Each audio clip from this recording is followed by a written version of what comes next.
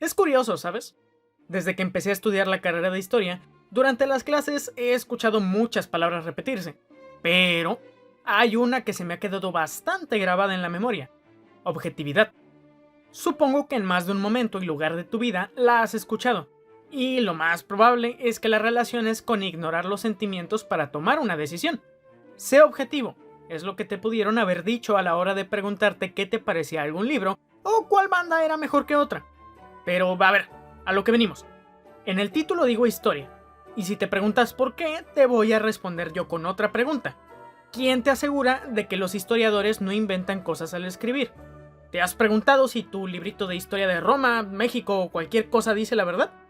Bueno, la idea de este video es responderte a todas estas cuestiones, o intentarlo al menos, y tal vez más. Así que ponte cómodo. Te doy la bienvenida a Ideas Dispersas. Bueno, tiempo. Primero que nada, ¿a qué me refiero exactamente con objetividad en la historia y qué tiene que ver eso con la verdad? Pues mira, te explico rápidamente. En la teoría de la historia, o sea, los métodos, conceptos y técnicas para investigar algo en la disciplina, hay dos cosas que se repiten a cada minuto: que la historia debe de ser imparcial y objetiva. Ambas cosas van más o menos de la mano y se refieren a que al hacer una investigación no debe ser ni emocional ni tomar partidos. A ver, ejemplo. Si se me da por hacer una investigación sobre las cruzadas, yo no puedo decir, bueno, soy cristiano y por eso todos los escritos referentes a estas guerras hechas por ellos tienen la razón, porque entonces estoy creando algo llamado sesgo histórico, que no es más que la inclinación hacia un bando por mis creencias o ideologías. No solo ya no estoy siendo objetivo, ya que mi sentir está involucrado, sino que al tomar un bando ya no voy a ofrecer una visión completa de lo que trate en mi investigación, porque puedo ignorar o restarle importancia a documentos que estén a favor, comillas, de los bizantinos, por ejemplo, sin darme cuenta incluso. Pero a ver, ¿a qué voy con esto? Pues mira, lo que te acabo de contar es ideal, lo que está en el papel, pero no necesariamente lo que sucede en la realidad. Es como si hubiera un manual de cómo salvarse de la caída de un rascacielos y el primer paso fuera volar. No sé si me explico. No puedes asegurar que una persona sea totalmente objetiva e imparcial cuando hace un trabajo de investigación histórica, y no son pocos los que lo saben. Kate Jenkins, por mencionar alguno, en su libro Repensar la historia, al mencionar el sesgo histórico que planteaba antes, dice que nuestra misma condición de humanos nos impide alcanzar la objetividad en su estado puro, porque siempre nos guiaremos por nuestra ideología, ya que no es algo que podamos eliminar. Aunque alguien lo intentó en su momento y casi demostró que era posible. Casi. Su nombre fue Leopold von Ranke, un historiador alemán de inicios del siglo XIX.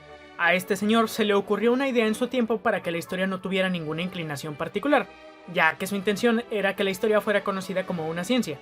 Su idea fue simple pero bien recibida: tomar todos los documentos posibles de un tema y mezclarlos para crear sus trabajos, sin necesidad de meter su interpretación de por medio, con su propia metodología, claro.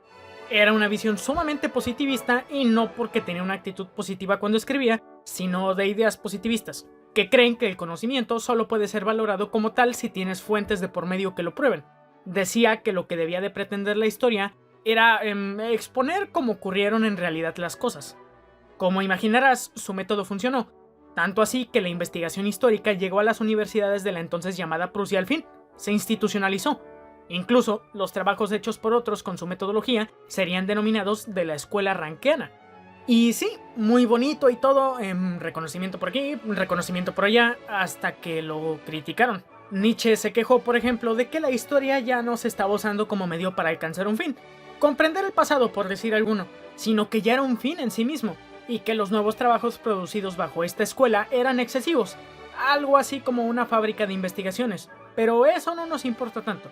Lo que sí nos importa es otro comentario de este bigotón, porque a Nietzsche le parecía que Ranke, al escribir, dejaba que fluyeran tanto sus ideas políticas como religiosas, sobre todo por la relación que existía entre buena parte de los académicos y Bismarck, el canciller alemán de ese entonces. Se podría decir que todo el problema era que ponían a la historia a su servicio. De hecho, rebobinando un poco, Kate Jenkins al principio de su libro habla sobre lo que es la historia en la teoría y lo que es en la práctica. O sea, lo que se supone que es y lo que es, y lanza un comentario quizá un poco radical, aunque fácil de justificar: que la historia moderna está principalmente al servicio de las ideologías de un modo u otro, o sea que es subjetiva a más no poder en esos casos. Y sí, tiene un poco de razón. A principios del siglo XX se repopularizó una tendencia algo interesante en Europa, los llamados procesos de romanización y helenización, que no era más que utilizar la historia, por ejemplo, con el fin de proponer que los ancestros de tal país provenían de los romanos o los griegos, respectivamente. Los británicos abusaron un poco de más de ello, hablando sobre todo de que tal como lo hicieron los romanos, ellos también podían expandirse sin mucho problema al descender de ellos, e incluso usaron a Alejandro Magno antes para argumentar que su expansión era para civilizar, en comillas comillas, a los territorios que ocupaban. En resumen, utilizaban la verdad histórica a su favor manipulándola. ¡Ey, ey, ey, ey, ey! ¿Verdad histórica? ¿A qué me refiero exactamente? Porque la mencioné al principio. Pues mira, el concepto de verdad ya trae problemas de por sí. Nada más con el debate de si eso existe o no en la filosofía ya es suficiente. Ahora añádele la palabra historia para crear más conflicto. Aquí no es tan rebuscado buscar explicaciones, en realidad. Podrás pensar, hay o no hay. Y sí, pero resulta que a los académicos les gusta complicarse las cosas por una de dos razones. O no llegan a una conclusión buena o pueden perder el puesto que tienen. Pero a ver, ten en cuenta que hacer como Polibio, historiador griego, y decir que la función de la historia es dar a conocer la verdad, pues como que no te quita muchas dudas. La idea es excavar un poco más. ¿Qué es exactamente lo que escribe un historiador? A lo mejor dices, duh, historia, y técnicamente tienes razón, aunque es un poco más complejo. Hay que tener en cuenta que al estudiar un fenómeno pasado, se hace eso, estudiar algo pasado. O sea, ponte a pensar un poco. Un físico, por ejemplo, en este momento puede hacer experimentos para saber la velocidad de la gravedad fácilmente. Puede tomar dos pelotas de diferente tamaño y hacerlas caer desde cierta altura y darse cuenta de que caen a la misma velocidad y su aceleración siempre es la misma. No importa de qué altura la suelte. Si no le convence el resultado, puede hacer 1, 2, 4 o 100 experimentos. Ahora, supongamos que eres un historiador que está haciendo una investigación sobre la caída de la ciudad de Roma y cómo destituyeron al último emperador romano. Imagínate que encuentras 5 textos que narran cómo el rey bárbaro Odoacro entró a la ciudad. 2 de ellos dicen que al momento de hacerlo, 100 soldados romanos les plantaron cara, y esos 100 soldados mataron a la mitad del ejército que acompañaba a Odoacro. Otros 2 textos dicen que el ejército bárbaro atravesó la ciudad sin mucha resistencia, que solo los ciudadanos de este intentaron interponerse y murieron en el proceso, mientras un último texto dice que hubo una pequeña resistencia de 20 soldados que intentaron detener al ejército, pero además de matar a 1 o 2 de los soldados bárbaros, no hicieron nada más. Obviamente lo que acabo de mencionar es un ejemplo, pero mantente conmigo, ya verás que no me estoy volviendo loco. El sentido común te dice que el último texto debe de ser el que cuando menos tiene un poco más de sentido que los otros, y por ende tienes 2 opciones: creerle solo al último porque al parecer tiene sentido lo que dice, o hacer un balance de daño. Estoy simplificando, pero esa es la idea. Ahí lo que podrías hacer es comparar lo que dice el texto de los 20 soldados con los otros 4, tanto los que hablan de 100 como los que no hablan de ningún soldado. Tal vez puedes encontrar cosas que dicen los textos que coinciden con el que crees que no dice mentiras.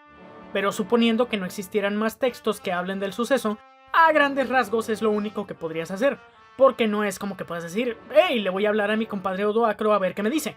Y puede que aunque fueras capaz de hacerlo, no te dijera si es cierto que 100 hombres pudieron con la mitad de su ejército. O bueno, como tercera opción puedes construir una máquina del tiempo y viajar al momento exacto en el que Roma fue tomada y verlo por ti mismo. Pero no creo que muchos tengan la capacidad de optar por esa opción. Supongo que me explico. No podemos estar seguros de qué fue lo que pasó exactamente, y si pusiste atención, puede que hayas notado que durante todo el ejemplo no use la palabra verdad. El motivo es simple. No quiero meterme en filosofía, pero no podemos conocer la verdad histórica. No podemos preguntarle a un libro porque no nos va a responder.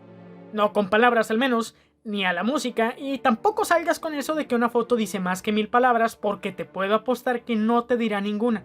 En realidad, lo que somos capaces de hacer es contar nuestra verdad o nuestra interpretación de los hechos. Recuerda que, como dije al principio, no podemos ser objetivos del todo. Por más que se intente, siempre sale a relucir nuestra ideología o nuestras ideas. Volviendo al ejemplo del ejército bárbaro, incluso teniendo la certeza de que el libro que habla de los 20 soldados fue escrito al momento del asedio de Roma, pudo haber sido escrito por una especie de escritor oficial de Odoacro, que le pareció muy poco probable que creyeran que no hubo resistencia, por lo que incluyó a los 20 soldados para exponer que Roma era muy débil en ese momento. Los textos no siempre relatan hechos del modo en que pasaron, porque los que escriben pueden ser funcionarios a la orden de un régimen específico, como lo es el caso de nuestro hipotético escritor oficial. Y si de todos modos no fuera así, también puede haber otro problema. Juan Brum, historiador alemán, dice en su libro Para comprender la historia que independientemente de que consiguiéramos una fuente de información escrita por alguien neutral, o sea, que no fuera un funcionario, al no tener que adular a nadie, tendría que escribir la verdad, comillas, comillas, pero no sabemos cómo será su verdad. A lo que voy con todo esto es que no podemos conocer con certeza lo que pasó en el pasado, porque pues no lo vivimos. Y aunque lo hubiéramos hecho, lo más probable es que nuestra explicación sobre un hecho específico se vea influenciada por el grupo al que pertenecemos. O dime, si fueras un romano del siglo VI, ¿cuál historia creerías más? ¿La de ningún soldado oponiéndose a Odoacro o de 100 matando a la mitad de su ejército? Creo que más que decir que un historiador expone la verdad, es mejor decir que lo que hace es hablar de las cosas que no son falsas. Aunque, ten en cuenta algo. Todo lo que acabo de decir no es para restarle importancia a los trabajos de investigación histórica o a los libros de historia, que son algo más parecido a una crónica. Es más bien lo contrario. No todo está perdido en realidad, y esa es justamente la razón por la que la historia la escriben los historiadores, o al menos así debería de ser, sobre todo en estos tiempos en los que los métodos son más sofisticados. Hay un porqué para que exista la carrera de historia. No podemos, como humanos, eliminar nuestra subjetividad o nuestra ideología. Tampoco el historiador es capaz de expresar la verdad de lo que pasó, tanto por eso como porque nada le asegura que los recursos que tiene van a exponer un suceso fielmente como ocurrió. Lo que sí tiene es su formación. Hay una razón por la que se repite tanto que se debe de intentar ser objetivo e imparcial, ya que se pretende que con el conocimiento adquirido al estudiar la carrera, sea posible, si no eliminar la subjetividad, porque no lo es, sí reducirla tanto como sea posible. O como dice Adam Schaff, debemos ser conscientes de cómo funcionamos, de cómo lo hace nuestro método y qué somos para el suceso que estamos estudiando.